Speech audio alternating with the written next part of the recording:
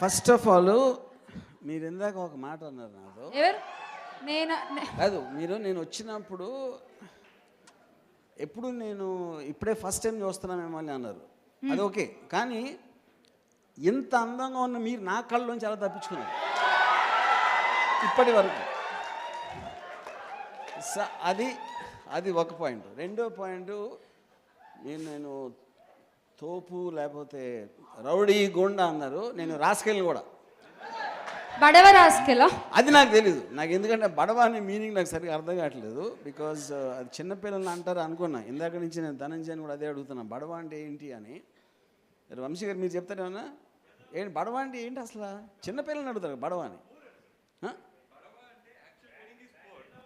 Poor బడవ, బడవ అంటారు కదా, అందుకు మనకల్లా తిడతారు సార్.